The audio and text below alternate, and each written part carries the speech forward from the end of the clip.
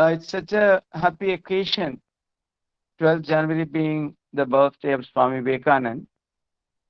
In the year 1985, in fact, this was the last major decision which the late Prime Minister Indira Gandhi took before she laid down her life in the service of the country. She set up a committee because she was deeply disturbed by the way the youth of the country were wasting their time and seemingly losing their direction. The committee unanimously chose Swami Vivekananda as the youth icon. So from 1985, this day is celebrated as National Youth Day all over the country. So that is why, although I am in Ahmedabad, I really accepted Dr. Satyakam's invitation because it's such a wonderful occasion. All of us need to again go back to Vivekananda, look at his work, read his books, absorb, imbibe them, and really find out whether they have any relevance for us. I mean, so much needs to be said about all that. Now, essentially, yes, we need to talk about modern India, but what really is the context?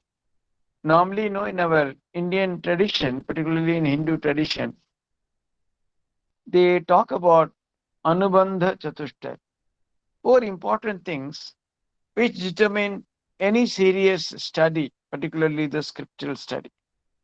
The first is the Vishaya, what is the subject? Now, today we have chosen already the subject, Swami Vivekananda, maybe modern India. And then Prayojana, what is the need? What is the need to study this subject? Yes, we need to study because we are all deeply concerned as citizens of this country about the state of affairs. Whatever it be, all of us are definitely concerned, all of us are connected. So, definitely there is a need. And then the third is the connection. What is the connection? How Swami Vivekananda is connected to modern India? Why should we study him? Why should we talk about him? Now we see just a few observations, a few remarks by some of the great minds of our country would really tell you why we should study Vivekananda or what is the connection between the topic and us today. Mahatma Gandhi visited Belur Math in the year 1921. Before going, he wrote in the visitor's book in his own handwriting, saying about Swami Vivekananda, I have gone through his works thoroughly, and after reading them, my love for my country has become thousandfold. And another great noble son of India, Dr. Rabindranath Tagore, a Nobel laureate, said, if you want to know India, study Vivekananda. In him, everything is positive, nothing negative. So many great personalities in both India and abroad have talked about Swamiji's love for India, his passion. Because you see, if you really look at Swami Vivekananda's life, the first part, namely from 1863 to say 1885-86, before the Mahasamadhi or before Sri Ramakrishna, his guru, gave up his body, this is probably one phase. The remaining 16 years, another phase. The first 23 years, Swami Vivekananda, he was called Narendranath Datta at that time. He was not interested in anything other than finding out the ultimate truth about existence. Somehow he was possessed as a teenager by the question whether God really existed. But people are talking so much about God. So he went to all the leading personalities of Calcutta and asked them, Sir, have you seen God? Nobody could give him any satisfactory reply. They all tried to divert the question and tell him something else to escape. Finally, he came to Sri Ramakrishna and posed the same question. For the first time, he got a clear answer. Yes, I have seen him. I see him more clearly than I see you. Not only that, he said, not only have I seen him, I can also show him to you. So Swamiji was completely swept off his feet, and that is how he completely surrendered himself to Sri Ramakrishna. And then the next 3 years or so, he spent in intense sadhana, immersing himself in meditation, because he wanted to really realize God, realize the highest truth of life and all that. And he also had some great spiritual experiences. But he was clearly told by his Guru Sri Ramakrishna that he has come to this earth not just for his own salvation, but he has a greater purpose for which he has come. So this purpose unfolded before him during his wanderings from 1886 to 1892. He went on a Bharat Parikrama and toured the entire length and breadth of the country on foot. He lived with Maharajas, he lived with princes, he lived in palaces, he lived with the poorest of the poor, he lived by the roadside, he lived in forests, he lived in caves, he lived everywhere. Every type of accommodation available was tasted and tested by him. So, going through the length and breadth of the country, he was appalled by the poverty, the illiteracy, and the superstition rampant in the country. But the basic fiber of the people as such, he found it to be really good. He said they are wonderful, they are deeply spiritual, they have wonderful ideas about the ultimate truth and all that. But in their practical life, they are so poor, they are mired in poverty. So that is why this thought deeply possessed him during the entire that Bharat Parikrama on foot. He was very much possessed by this idea. And it was not very clear to him because he was not given to any work or anything that way. His main idea, he was deeply given to deep contemplation and meditation. That was his passion, that was his desire, that was what he really excelled in.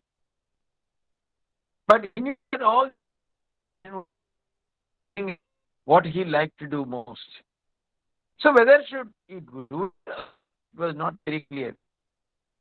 In 1892, sometime for the end of December, he conducted a huge rock at quite a distance in the sea. He did not have the money to pay the boatman. He swam across dark infested waters and reached that huge rock and sat meditation for 3 days and 3 nights. What really transpired there, the details are not available, but it's very clear. There he got the real mandate, the real, the dimension, the goal, the direction in which he was to go further. All that became very clear to him. He now knew that he did not have much time on earth, but he would have to do something to regenerate his motherland. In fact, he went to Chicago not so much to give lectures and all that. His main purpose was to go to the West and collect funds for work in India. There's a purpose for which he went. He went there and stayed 4 years and preached Vedanta. Influence people. It was all successful, but still he could not collect any worthwhile sum by way of subscription or donation or whatever it is. So he came back. Then, he returned to India in 1897 in the first half, April.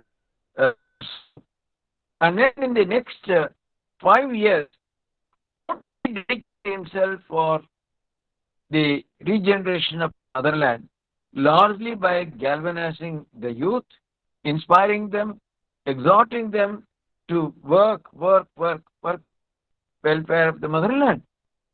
So, that is why his passion was that this country, this national ship of ours, this India, it has ferried millions and millions of people across our brain. That was the language he used. So obviously, there's a tremendous meaning and connection. If you talk about India, the first name that comes is Swami Vivekananda. I don't think the country has seen a greater patriot than him. Many of those revolutionaries, many of the freedom fighters, they would always carry Swami Vivekananda's works, all that. So, not only that, he was so deeply moved by the condition of the masses. And he said, the youth should work out my ideas. He had tremendous faith in the youth of the nation. And that is why many of his addresses, from 1897 to 1902, he gave up his body in 1902 in meditation because he said, I will not live to see 40, and 39 years and few months he left his body. You stand on one side and you are on the other side. Do you still have the courage to work out your ideas? Can you still do it? Even if the whole world is against you? Then he says this is the third step. The second step being, do you have any idea? The feeling is that should be followed clear thinking. Do you have any idea how you can go about this? And then the third step is against you, it stands on one side. Do you have the courage to carry out your ideas? So, that way, many of his talks, people his famous series of lectures when he landed from Colombo and almost went up to Almora. There are a series of lectures that are called Lectures from Colombo to Almora. If you read them, you will be charged. You will feel so much inspired. So his idea was that this country, he was always of the opinion, Vedanta is wonderful, but Vedanta should not be only for life beyond death or only for life at a transcendental level. It should not be only for the contemplatives or recluses or sannyasis. He said the Vedanta should become a living force. That's why he said, I want to bring the Vedanta of the forest to the marketplace. He said it should become an extremely wonderful practical tool. That's why, his ideas are called practical Vedanta. That's why, when he came back and finally he set up the Ramakrishna mission, what was his idea? He said there will be two ideas, twin ideas before this Ramakrishna mission. He said it is Atmano Mokshartham and Jagat Hitaya. Yes, welfare of the individual, our spiritual welfare. At the same time, that should be linked to the welfare of the society or the nation. Unless these two are combined, you cannot say that I will let the country go to dogs. I will aspire for my mukti or spiritual illumination. So, that is why you see he set in motion a new type of monastery, a new type of monastic order where, the monks are mingling freely with the people of the world, setting up an education institutions and hospitals. Today, lakhs and lakhs of students pass through our institutions. Crores of people are treated every year. All that we do definitely with a very specific spirit, a specific attitude. So, Swami Vivekananda then he said, give me 1,000 men and women, youngsters, young men and women, fired with the zeal of patriotism, ready to lay down their lives at the altar of Mother India. I will change the nation. I think we have not been able to give him the number that he wanted. Here and there somebody comes, but then, the numbers are so few, they are not enough to completely galvanize and revolutionize our whole country as such. So we have not been able to give that kind of number. In fact, in 1897, he clearly said, if you want, I can give you, I can get you freedom this very moment. Will you be able to hold on to it? You will not be. You are not yet prepared. But then he said, in 50 years, India will get its independence. In 1897, he said, in the next 50 years, India will be free. That happened. But, post that, what has really happened? Today, we are talking about 75 years of India's independence. Amrit Singh Mahotsav ke baare mein hum log baat karte hain. Are we really free? What does this freedom mean really?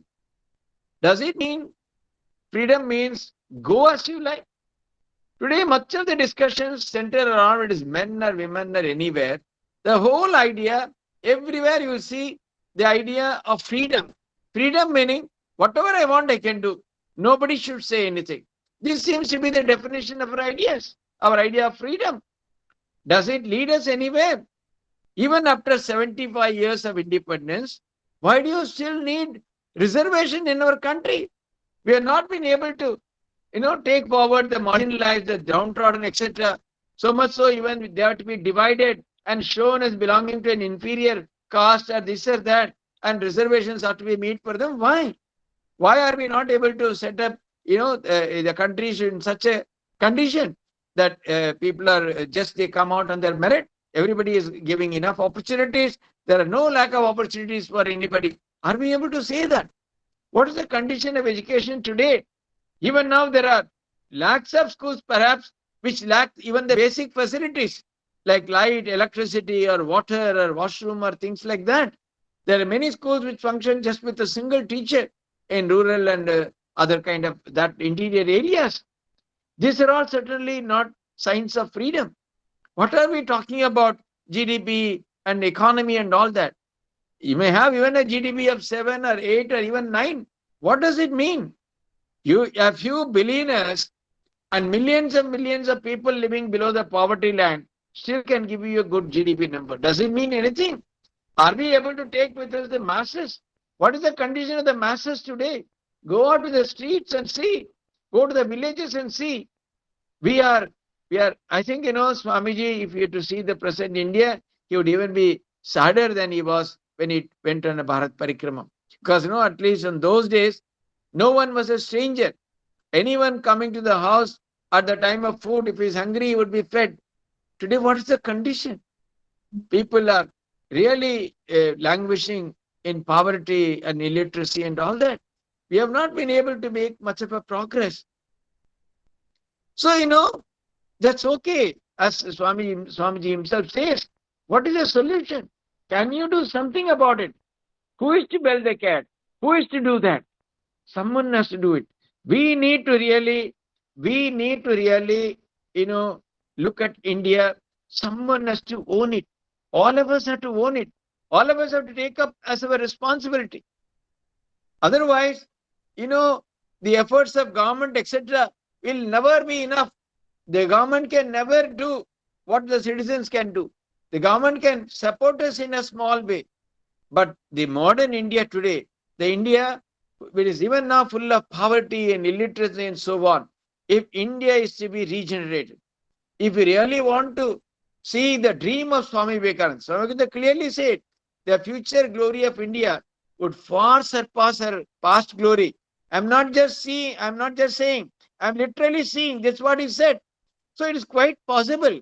But then, how is it possible? Swami Vivekananda himself says somewhere, each nation has some specialities, some special characteristics. In Britain, UK, etc., perhaps it is the political ideas. But India, it is religion and spirituality. And he says, the national ideals of India are sacrifice and service. Intensify them on those channels, the less will take care of themselves. What he says, he says the national ideals of India are sacrifice and service. Intensify them on those channels. The rest will take care of themselves. So, we need the type of young man which Vivekananda talked about. The students of our JNU, we can definitely, if they take it upon themselves, they can really, come forward and do this. But, someone is necessary to guide them. How do we go about this? How do we go about this regeneration of our motherland? How many schemes can we start? Yes, schemes are being started, that startup, these, that, other ideas are there. But much more than that, what we thought, as in Ramakrishna Mission, after spending, 125 years, today, the mission is also celebrating its 125th anniversary today. It was set up in 1897. This May, we completed 125 years. With long years of experience in the field of education, etc., we feel that we need to really transform mindsets. The point is, it's a very sad state of affairs. 5% of people are possessing 95% of the wealth of the country. 5% are holding on to 95% of the wealth. You will be shocked that during the pandemic, the amount of money which the rich people made, which the millionaires made, you know, if that money is distributed, they say that you can distribute a lakh of rupees to millions of people. So much of money they made during the pandemic. But same time, we also know several lakhs lost their lives. So many people lost their livelihood in lakhs. So no, see the contrasting picture. In India, what's happening today is no, the rich are getting richer. The rich are becoming mightily rich. But the poor are, left high and dry.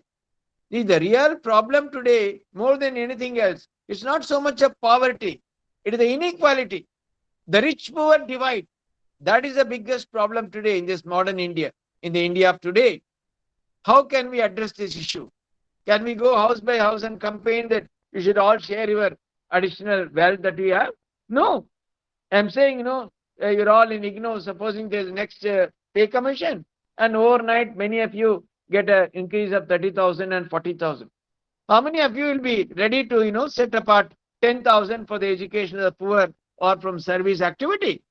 Till yesterday, I was getting 1.5 lakhs. Today, I'm getting 1,80,000 or 90,000. 10,000, let me set apart for some charity, some work for educating the poor or the downtrodden. Can we do it? No.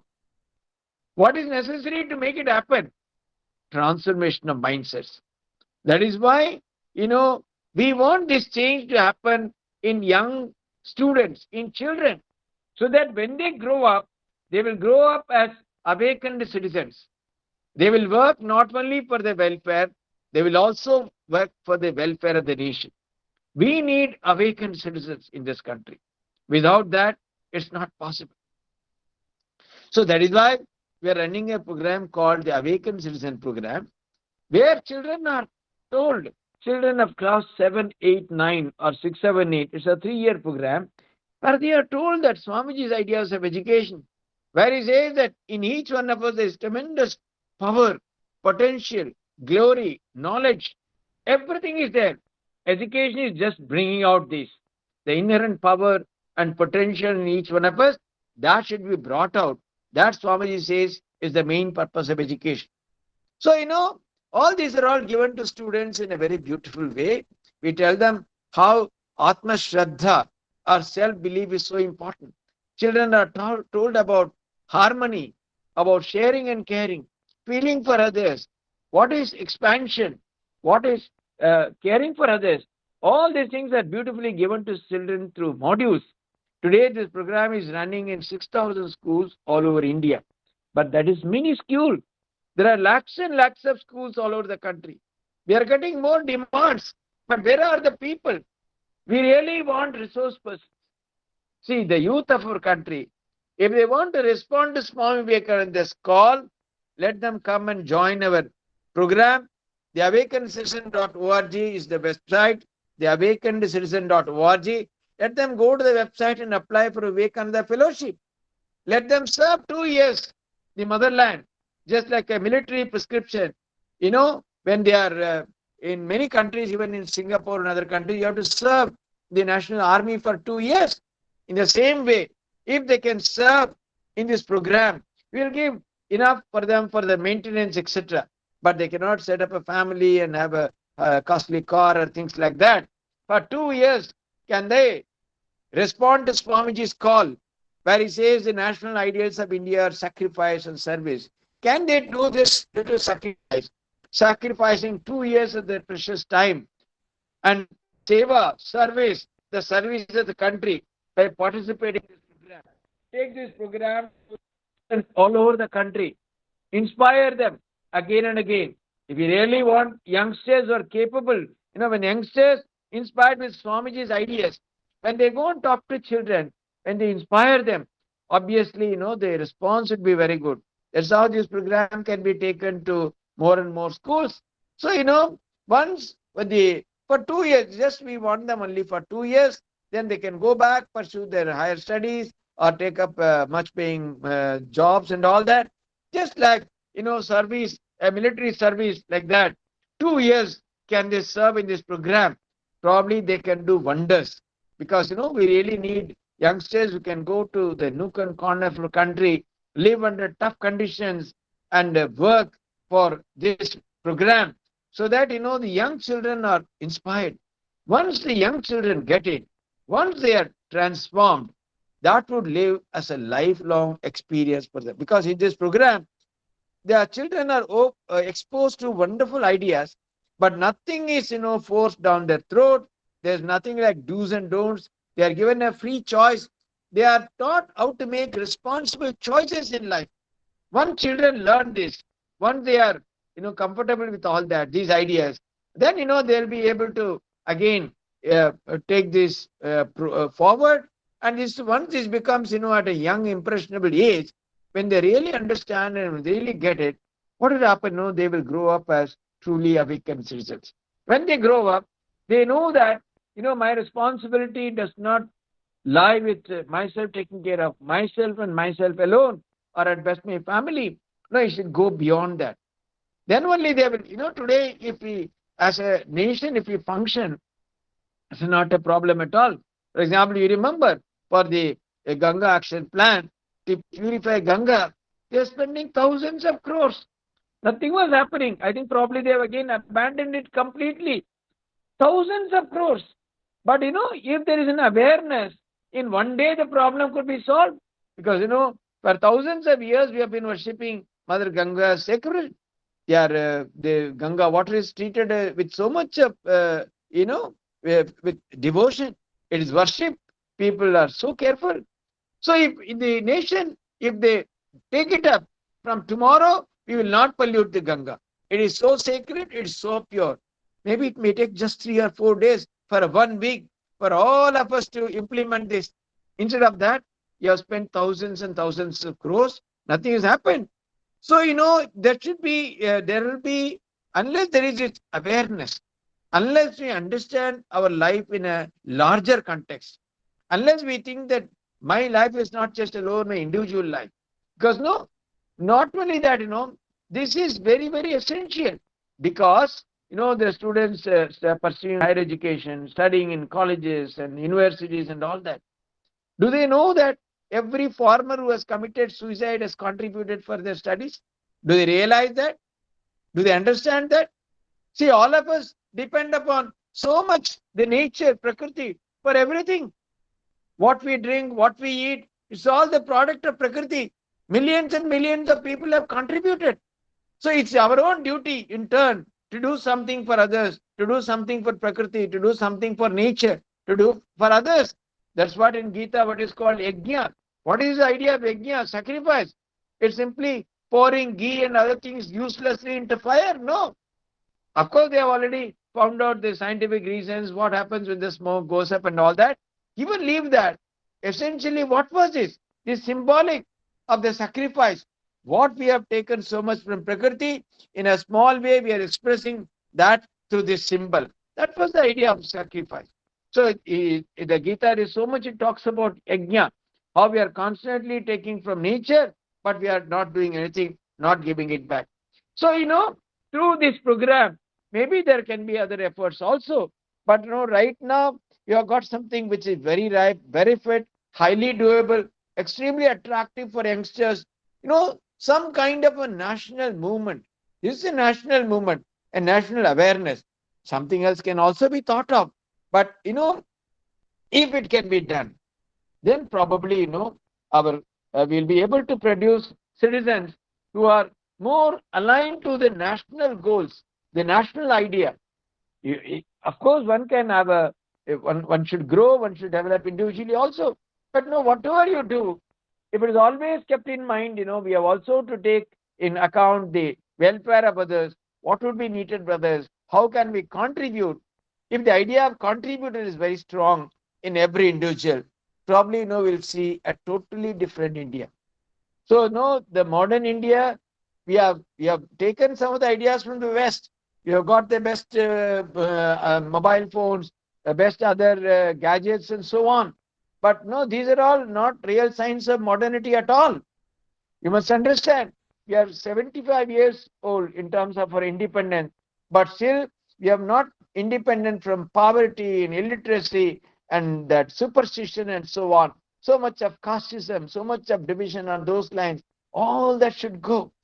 We should be a country whereby there is no need for that kind of protection. Every citizen has got such a wonderful opportunity to learn and study and so on. They can all participate. It's all open. Everywhere it is merit that is recognized and rewarded. But everybody is given a facility, everybody is given an opportunity to study and learn and so on. Again, so much needs to be done. But we need a great movement, probably something very similar to the independence movement.